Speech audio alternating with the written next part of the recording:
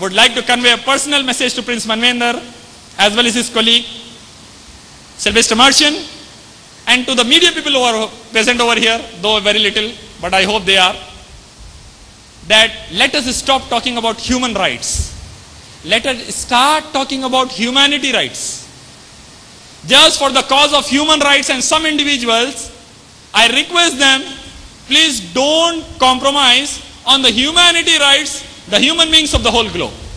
Before concluding my talk, I would like to quote the verse from the glorious Quran, from Surah Baqarah chapter 2 verse 74, in which Allah subhanahu wa ta'ala says, the hearts of some people are as harder as stones, or even more harder, because even the stone sometimes breaks up and springs come out of it. Let us see to it that our hearts does not become as harder as stones or even more harder. Otherwise it will be difficult to save ourselves and our society, our community and our humanity. With this I conclude the talk. Wa akhiru da'wana alhamdulillahi rabbil alamin. Assalamu alaikum wa rahmatullah. Thank you very much, brother. I now request Prince Manvinder Singh Gohil to present his response to the talk of Brother Azimuddin Ilyas.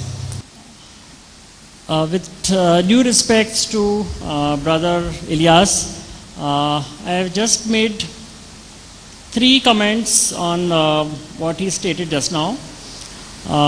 He told about me that I can be a good salesman. Thanks a lot for that. I also say he can be a very good salesman. And he said that I would be not a good policy maker. I also agree with that. I'd say, okay, fine, I cannot be a good policy maker. And so you also cannot be a good policy maker, but you can be a very good policy breaker. Again, with due respects, no hard feeling, but why I am making this comment is that yesterday I was made to sign on a program form which was brought to me by iCode, that after our 2 talks are going to get over, then we will be both kind of talking about each other's lectures. But I'm sorry to say that Brother Ilyas has broken the policy which I had signed, and along with his speech he has made comments on my speech. So I would term him as a policy breaker and not a policy maker. Another comment which I would like to add about him is that Brother Ilyas, he has delivered a very good speech. I admire you, and I like people who take up challenges, and even the challenge which you have taken on not legalizing homosexuality. I take up that challenge. I really admire that. But you have yourself contradicted in your speech a lot of times. You have said that statistics and studies and research and all these things should not be relied upon, but you have rather relied much on that than anything else. So that is another comment I would like to make. Third but not the least, you can be a very good comedian, because you have made me laugh a lot while you deliver the speech, simply because whatever you have told is totally crap, according to me. Sorry to use these words again, but you seem to not have much knowledge about homosexuality. You seem to be a well-learned person. You have seen that you got a whole library of books with you, whereas I'm just carrying one piece of paper with me.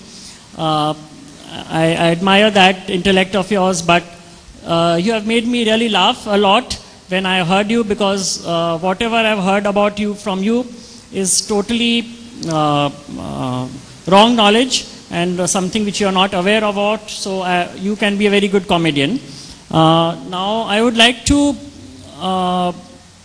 comment on Brother Ilyas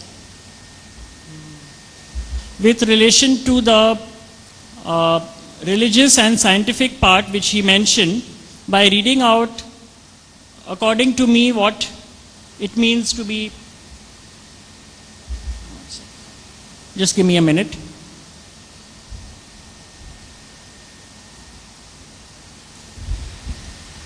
Now, scientific perspectives. Number one, science is not a precondition of nature, but a study, observation, classification, and deconstruction of what we consider natural. Within sciences, paradigms have always shifted with progression and evolution, so that what means to be natural or what needs to be identified as unnatural has never had fixed definitions. In that case, it is time for sciences to look at what goes into making of normal sexual behavior and examine the biases, prejudices, and discriminations built into these judgments. They are all very, very flowery language, but it means a lot. Number two, that science is more about the quest for truth rather than establishing facts. Given the abstract nature of science and its acceptance of multiplicity of truths, it is time for empirical and philosophical sciences to question the notions of the human body, what it means to be a sexual body, and how to engage with human sexual behavior. Number three, that in the past, scientific knowledge propelled by political thrusts and vested interests have often defeated the very purpose of science, the good of the people. Often this is abducted into against, meaning the greater good of the greater people, where certain sections are discriminated against and left out of the fold of scientific development, and that it is time to examine science at this fundamental level. Number four, that science is a study of nature, not establishing what is natural, in which case any phenomena, even though it might be an exception to a mainstream, does not make it abnormal, but actually one of the many specificities that make the larger world of the natural. To confuse established scientific laws into brackets biological, cognitive, psychological as anything more than ways of looking at the world, and to make them into discriminatory apparatuses is a fallacy which needs to be cured. Now I'll come to the religious aspect of it. Number one, religion is a social conduct. It is a way of approaching God in his/her multiplicity and plurality. Religion is the metaphor that we live by. The scriptures are also only indicative of ways of living and have evolved in their interpretation and administration over time.